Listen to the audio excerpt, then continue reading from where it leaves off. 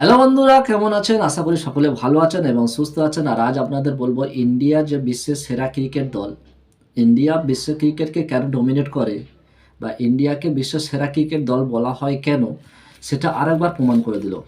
কেন বলছি তার আগে বলবো ভাই, আমরা দেখেছি যে আপনার বিশ্বকাপ চলাকালীন সময়, বিশ্বকাপের সময় দেখা যাচ্ছিল যখন ইন্ডিয়া ডমিনেট করছিল প্রায় প্রত্যেকটা ম্যাচে, সেক্ষেত্রে দেখা গেছিল যারা ক্রিটিক্স আছে বা সমালোচক আছে, বিশেষ করে আমরা দেখেছি বাংলাদেশ, পাকিস্তান এবং অন্যান্য কিছু দেশ থেকেও সেই সমালোচনা হয়েছে, আমরা দেখেছি।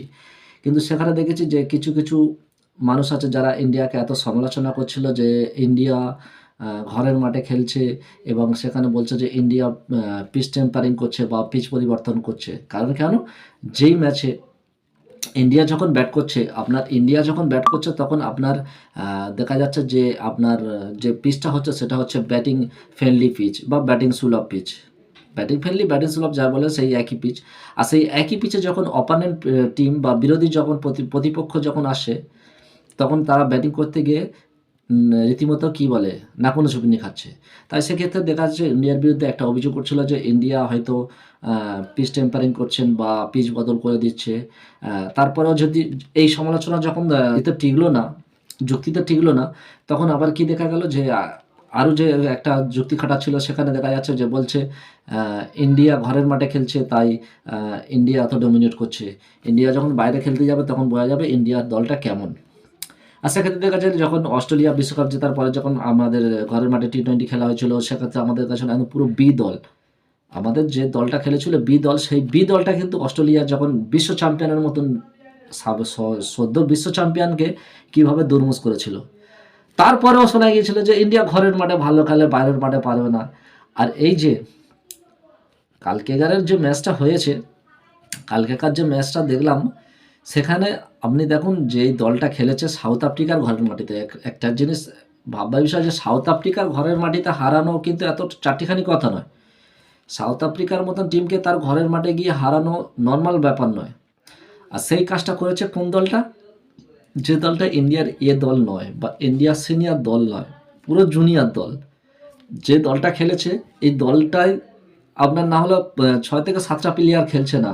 মেন যে দল আছে সেই দলের 6 থেকে 7টা প্লেয়ার খেলছে না। যেমন আপনি ধরেন রোহিত শর্মা, বিরাট কোহলি, আবার হার্দিক পান্ডিয়া, মোহাম্মদ শামি, বুমরা, আপনার তারপরে মোহাম্মদ সিরাজ, এদের মতন যখন তাবড় তাবড় প্লেয়াররা যখন আপনার মেন দলে যখন যোগ দেবে বা যে দলে যোগ দেবে, তখন তাহলে বলুন যে এই যে দলটা, জুনিয়র দলটা যদি আপনার সাউথ আফ্রিকার মতন টিমের এই অবস্থা করে, তাহলে যখন এই সিনিয়র প্লেয়াররা যখন অ্যাড হবে দলের মধ্যে বা দলে যোগদান করবে, তখন তাহলে কি অবস্থা হবে? আর এই যে বাংলাদেশিরা ক্রিটিসাইজ করছিল ইন্ডিয়া ঘরের মাঠে বা বাইরের মাঠে করতে পারে না। ভাই দেখুন, আমরা পিচ টেম্পারিং করি না বা পিচ পরিবর্তন করি না। আমরা আমাদের স্বাভাবিক গেমটা খেলি। আমরা যে ইন্ডিয়ান ক্রিকেট স্ট্রাকচারটা এত সুন্দর বা এতটা কেন ইন্ডিয়া বিশ্ব ক্রিকেটকে ডমিনেট করে, সেটার প্রমাণ কিন্তু দিয়েছে। সাউথ আফ্রিকার ঘরের মাঠে সাউথ আফ্রিকার মতন টিমকে আপনার নাস্তানাবুদ করে দেওয়া চারটিখানি কথা নয়। আপনার বিশ্বকাপে বলছিলেন পিচ টেম্পারিং করছে, পিচ টেম্পারিং করছে। আমরা পিচ টেম্পারিং করি না।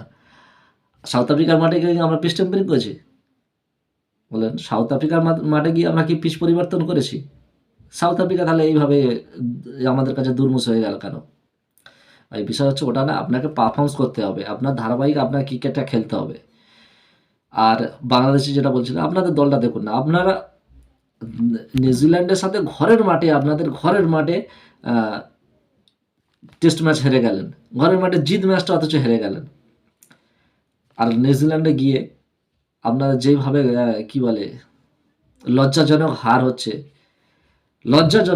আপনাদের নিউজিল্যান্ডের মাটিতে গিয়ে লজ্জাজনক হার পরিবর্তন করছে। আর যদিও যেই সময় বাংলাদেশ সিনিয়র দল নিউজিল্যান্ডের ঘরের মাটিতে লজ্জাজনক হার স্বীকার করছিল, আর ঠিক একই সময় বাংলাদেশ ক্রিকেটের জন্য একটা খুশিরও খবর ছিল। কারণ বাংলাদেশ যে ক্রিকেটে আন্ডার-19 যে এশিয়া কাপ খেলা হচ্ছিল, বাংলাদেশ আন্ডার-19 ক্রিকেট টিমটা ফাইনালে ইউএইর প্রতিপক্ষে ইউএইর বিরুদ্ধে আপনার জয়লাভ করেছে এবং সেখানে দেখাচ্ছে বাংলাদেশ আপনার এশিয়া চ্যাম্পিয়ন হয়েছে। আন্ডার-19 এশিয়ান চ্যাম্পিয়ন হয়েছে বাংলাদেশ ক্রিকেট। যদিও এটা বাংলাদেশ ক্রিকেটের জন্য ভালো এবং বাংলাদেশ ক্রিকেটের এবং বাংলাদেশের জন্যে যথেষ্ট গুরুত্বপূর্ণ বিষয়, কারণ এই প্লেয়ারগুলো কিন্তু আবার ভবিষ্যতে গিয়ে আপনার সিনিয়র দলে অন্তর্ভুক্ত হবে, কারণ এই প্লেয়ারগুলো ভবিষ্যৎ বাংলাদেশ ন্যাশনাল টিমে অন্তর্ভুক্তি হবে, বা যে মেন যে টিমটা সেই টিমটায় অন্তর্ভুক্তি হবে।